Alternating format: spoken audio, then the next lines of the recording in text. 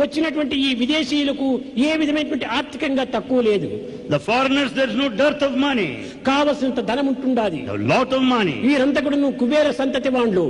They belong to plenty and prosperity. కానీ ఎందుకోసం ఇక్కడికి వచ్చారు? Why do they come here? నిజంగా జబ్బే లేకపోతే ఎవడు ఆసుపత్రికి పోడు కదా. If one is not sick, no one would go to the hospital.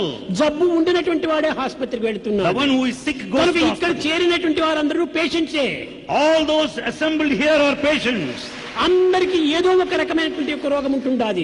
Everyone has got one complaint or other. ఏదో మానసిక అశాంతో, శారీరకమైనటువంటి అసుఖమో, ఇంకే విధమైనటువంటి ఒక పరిస్థితిలో అన్ని రకములుగా కూడాను ఈ జబ్బులు అనేక రకంగా ఉండినట్టుగా ఈ మానసిక సంబంధమైనటువంటి జబ్బులు అందరికీ ఉంటుండాది. There are various sorts of ailments, physical, but this mental disease. శాంతి, సుఖము, ఆనందము అనేటువంటి మెడిసిన్ కోసమే వస్తున్నారు. So they all come here to receive the medicine of peace and happiness. కనుక ఈ పీస్ అనేటువంటిది కూడాను ఎక్కడి నుంచి వచ్చింది? Where from you get the peace? అనగా బయట నుంచి వచ్చినటువంటిది కాదు. It's not from outside. అది తన యందే ఉంటున్నది. It is within you. తన రోగం ఎక్కడనో బయట నుంచి వచ్చినటువంటిది కాదు. It's not the one from outside. తన యందే ఉంటున్నది. It is in you. కారణం ఏమిటి ఈ రోగానికి? What is the reason for the disease? మూల కారణము. This is the only one. ఎందుకు?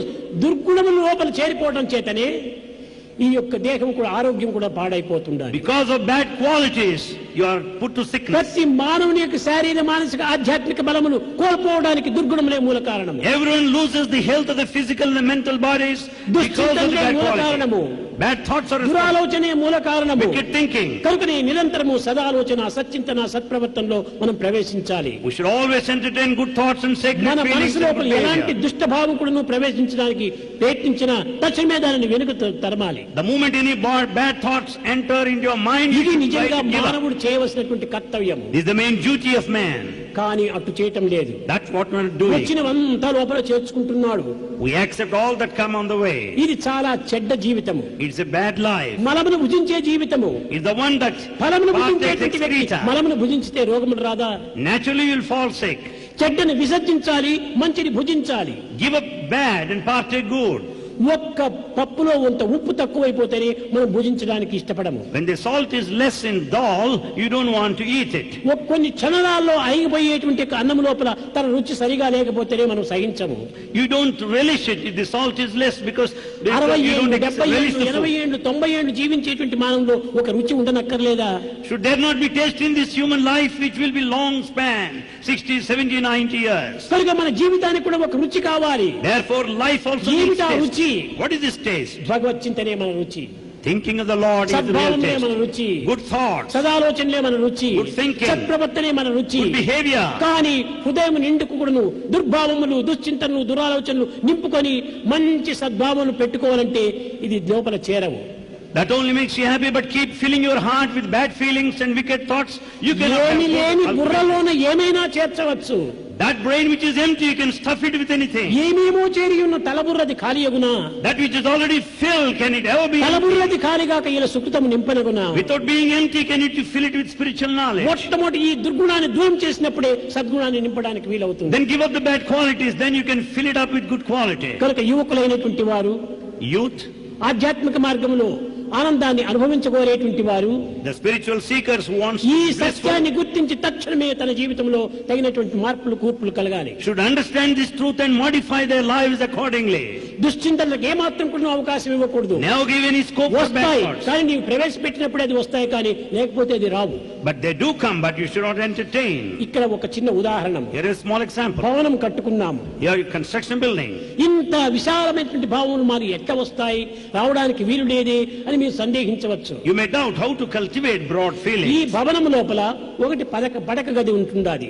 In this beautiful mansion, there is a bedroom, ఒకటి స్నానపు గది ఉంటుండాది. bathroom, ఒకటి వంట గది ఉంటుండాది. kitchen, ఇంకోటి ఏదో స్టోర్ గది ఉంటుండాది. the store room. ఈ విధంగా అనేక రకమైనటువంటి గదులంతా మనం కట్టుకున్నాము. You have built so many rooms there. అయితే ఇవి గదులు వేరువేరుగా మనం భావిస్తున్నాము. You think that rooms are వీటిని different. వేరువేరుగా మనం అనుభవిస్తున్నాము. You experience accordingly. కానీ But- దీనికి ఏది కారణము? What is it that's responsible? ఆ పడక గదికి, ఈ స్టోర్ గదికి, ఈ వంట గదికి, ఈ విధమైనటువంటి తినే డైనింగ్ హాల్ కు అంతా కారణం ఏమిటి? గోడలే, మధ్యలో ఉన్న గోడలే దీనికి మూల కారణం.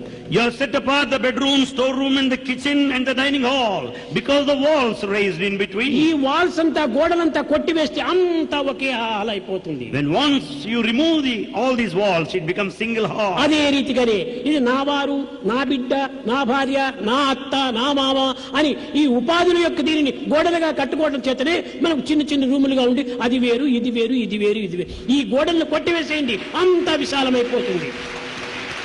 Because of the body feeling, you have raised narrow walls like so and so is my wife, so and so is my ఈ son, like that. సంకుచితమైనటువంటి ప్రేమలు పెరిగిపోతున్నాయి దిని దినానికి. You are only fostering narrow viewpoint. విశాలమైనటువంటి ఆనందాలు మనలో ప్రాప్తించలేకపోతున్నాయి.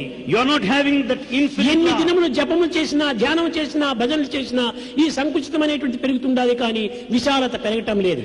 In spite of long chanting in the Lord's name and also penance, you విశాలం, are only having విశాలం, narrow-mindedness.